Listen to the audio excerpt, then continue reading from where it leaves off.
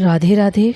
आज हम पढ़ेंगे श्रीमद् भगवद गीता का चैप्टर 1 वर्स 1, जिसमें हम पहले देखेंगे महाभारत का छोटा सा इंट्रोडक्शन, साथ ही वर्स 1 यानी श्लोक 1 की संस्कृत रीडिंग, उसकी ट्रांसलिटरेशन, साथ ही हिंदी मीनिंग और इंग्लिश मीनिंग और इसकी डीप एक्सप्लेनेशन, और आखिरी में हमने महाभारत की इस भगवद गीता के पहले श्लोक से क्या सीखा, ये भी हम देखेंगे।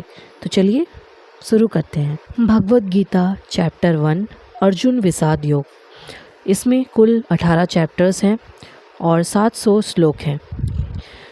यहाँ जो कैरेक्टर्स हैं वे हैं धृतराष्ट्र, जिनसे पहले श्लोक में संजय से बातचीत होती है। धृतराष्ट्र एक अंधे राजा हैं और उनके पुत्र को कौरव कहा जाता है।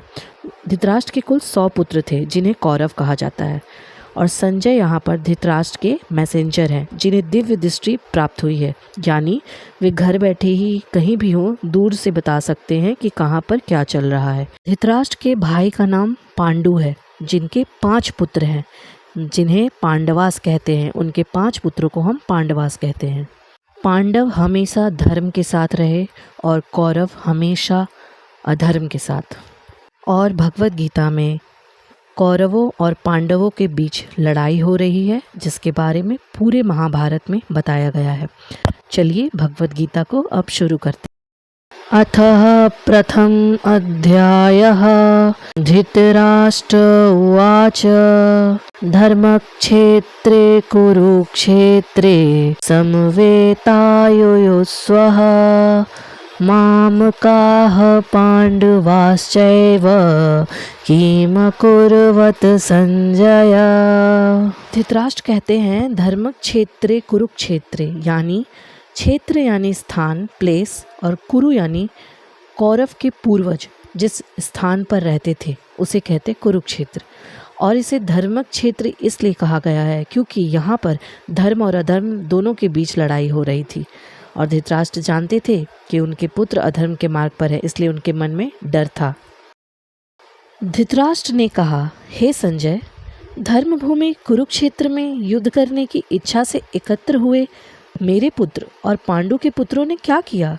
Dhritarashtra said, O Sanjay, after assembling on the holy land of Kurukshetra and desiring to fight, what did my sons and sons of Pandu do?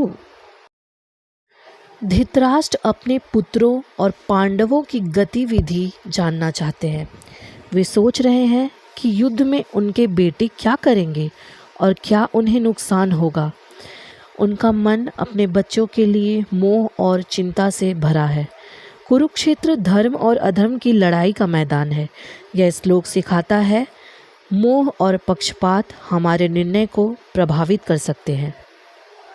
ये श्लोक हमें सिखाता है कि मोह और पक्षपात इंसान की सोच को प्रभावित कर देते हैं। जब हम केवल अपने लोगों का साथ देते हैं तब हम सही और गलत का निर्णय ठीक से नहीं कर पाते। इसलिए जीवन में हमेशा धर्म और सत्य का साथ देना चाहिए। दिस श्लोक teaches us that attachment and bias influence a person's thinking. When we support only our own people, we fail to judge right and wrong correctly. Therefore, in life, one should always stand by righteousness and truth. Gita का ज्ञान हमारा जीवन बदल देता है। ये था हमारे भगवद गीता का पहला श्लोक जो कि समाप्त हुआ। अब हम अगली वीडियो में दूसरे श्लोक के बारे में समझेंगे। तब तक के लिए हमारे चैनल को सब्सक्राइब कर लें ताकि वो वीडियो आप तक ज़रूर पहुँचे। जय श्री कृष्ण।